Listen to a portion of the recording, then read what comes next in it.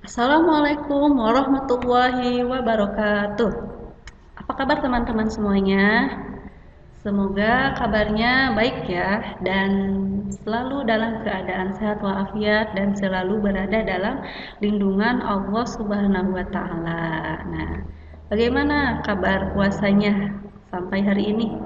Semoga puasanya tetap terjaga dan lancar sampai nanti di penghujung Ramadan ya. Teman-teman, alhamdulillahirrabbilalamin, pada kesempatan kali ini kita bisa bertemu kembali dengan bulan Ramadan, bulan yang suci, bulan yang penuh berkah, bulan yang penuh ampunan, bulan yang dimana setiap ibadah yang kita lakukan nilai pahalanya akan dilipat gandakan oleh Allah Subhanahu wa taala. Nah, ibadah apa saja?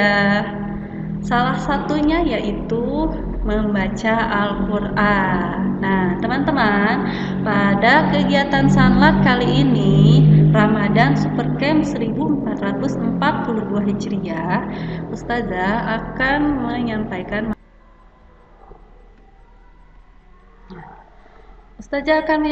materi tentang Ramadan bersama Al-Quran. Ya, kenapa di bulan Ramadan itu kita harus membaca Al-Quran atau bertadarus ya? Kenapa? Karena di bulan Ramadan ini seperti yang Ustazah bilang tadi, setiap ibadah yang kita lakukan pahalanya akan dilipat gandakan. Nah, ini ada keutamaan dari membaca Al-Quran. Yang pertama, menjadi manusia yang terbaik. Kalau kita sering membaca Al-Quran, kita akan menjadi manusia yang terbaik. Maksudnya, derajatnya akan ditinggikan oleh Allah Subhanahu wa taala ya. Nah, selanjutnya kenikmatan yang tiada bandingnya. Jika kita sudah merasakan nikmatnya membaca Al-Quran, maka kita akan merasakan bahwa kita itu menginginkan untuk menjadi lebih baik lagi dan terus berubah menjadi lebih baik lagi ya. Nah, keutamaan selanjutnya yaitu Al-Quran memberi syafaat pada hari kiamat. Nah, membaca Al-Quran selain membacanya membuahkan pahala, juga membuat hati kita tenang. Ternyata membaca Al-Quran juga dapat memberi syafaat pada hari kiamat nanti. Ya, apa itu syafaat? Syafaat itu pertolongan ya. Nah, keutamaan yang selanjutnya yaitu pahala berlipat ganda. Nah, pada bulan Ramadan ini satu huruf saja Al-Quran yang dibaca, maka pahalanya akan dikali lipatkan, jadi 10 kali lipat ya. Bayangkan jika kita sering membacanya, banyak membacanya tiap hari, berapa banyak pahala yang bisa kita dapatkan. Tentu saja membacanya harus dengan niat ikhlas karena Allah Ta'ala. Nah, keutamaan yang terakhir yaitu dikumpulkan bersama para malaikat. Jika kita membaca Al-Quran, terus mempelajarinya, mengamalkannya, apalagi sampai menghafalkannya, maka kita akan dikumpulkan bersama para malaikat. Nah, mungkin diantara teman-teman ada yang bercita-cita untuk menjadi penghafal Al-Quran ya, dan mungkin juga saat ini sedang berusaha untuk menghafal sedikit demi sedikit ya. Semoga diistiqomahkan ya. Keutamaan dari seorang penghafal Al-Quran itu nanti di akhirat kelak nanti kedua orang tuanya akan akan diberi jubah kebesaran dan mahkota yang berkilauan seperti sinar matahari, ya, oleh Allah Subhanahu wa taala, itu sebagai balasan kepada mereka karena telah mendidik anaknya untuk belajar dan menjaga Al-Qur'an, ya. Subhanallah sekali. Itu merupakan hadiah yang sangat luar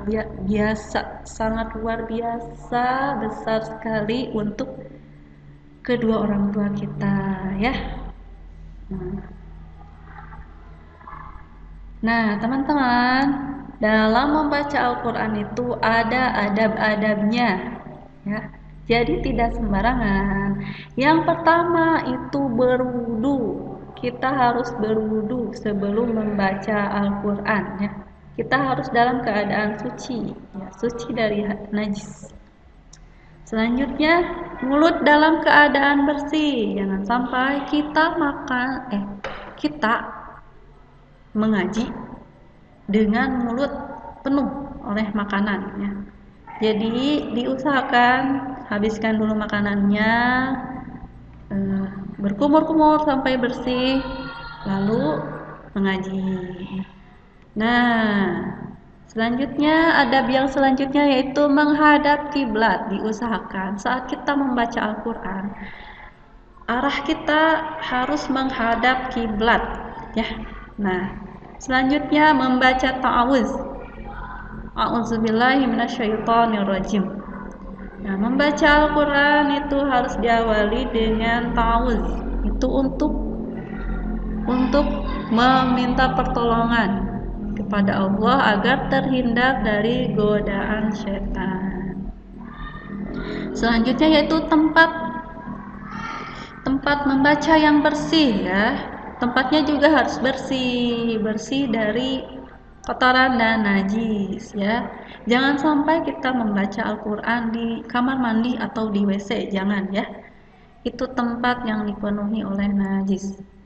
Nah, yang terakhir yaitu membaca dengan pelan dan tenang. Nah, teman-teman, diusahakan saat kita membaca Al-Qur'an, lakukan dengan pelan dan tenang. Jangan tergesa-gesa, ya, jangan terburu-buru. Tenang, ya, pelan saja. Makhrajul hurufnya diperhatikan, tanda bacanya, terus panjang pendeknya, dan tajwid-tajwidnya, ya. Jangan terburu-buru, jangan tergesa-gesa. Ya, ingat, terburu-buru, tergesa-gesa itu adalah sifatnya setan. Nah, teman-teman, itu adalah adab membaca Al-Qur'an, ya. Karena sekarang kita sudah tahu, ya, jadi kita harus belajar sedikit-sedikit. Bagaimana cara membaca Al-Qur'an? Apa saja yang harus diperhatikan saat kita mau membaca Al-Qur'an, ya? Karena intinya setiap hari kita itu harus belajar dan belajar lagi untuk menjadi lebih baik lagi. Nah, dalam hal ini khususnya dalam membaca Al-Qur'an, ya. Karena, ya, teman-teman ini jiwanya masih bersih, pikirannya masih fresh, jadi mudah sekali untuk menyerap ilmu-ilmu, ya. Jadi diusahakan untuk rajin-rajin belajar, rajin-rajin membaca Al-Qur'an, gitu. Seperti pepatah mengatakan bahwa belajar di saat kecil itu seperti mengukir di atas batu, sementara belajar setelah dewasa itu seperti mengukir di atas air, ya. Bayangkan perbedaannya.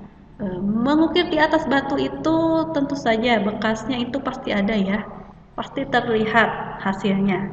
Sementara mengukir di atas air itu bagaimana, gitu? Tidak bisa, ya, tidak ada bekasnya, ya. Jadi mumpung teman-teman di sini masih diberi kesehatan, masih diberikan stamina yang bagus, semangat, ya. Jadi harus lebih semangat lagi mencari ilmunya, ya. Nah, dibanding mencari ilmu setelah dewasa seperti tadi, mengukir di atas air jadi tidak ada bekasnya. Jadi kalau sudah dewasa itu akan disibukkan dengan hal-hal yang lain ya, dengan permasalahan-permasalahan, dengan segala bentuk kebutuhan-kebutuhan yang lainnya ya teman-teman. Semangat belajarnya, semangat membaca Al-Qur'annya, semangat menuntut ilmunya. Nah, mungkin itu saja materi yang dapat Ustazah sampaikan. Terima kasih atas perhatiannya. Mohon maaf bila ada perkataan Ustazah yang kurang berkenan bagi teman-teman dan juga penyampaian yang masih kurang dipahami. Ustazah mohon maaf dan terima kasih atas perhatiannya. Wabillahi taufiq wal hidayah. Wassalamualaikum warahmatullahi wabarakatuh.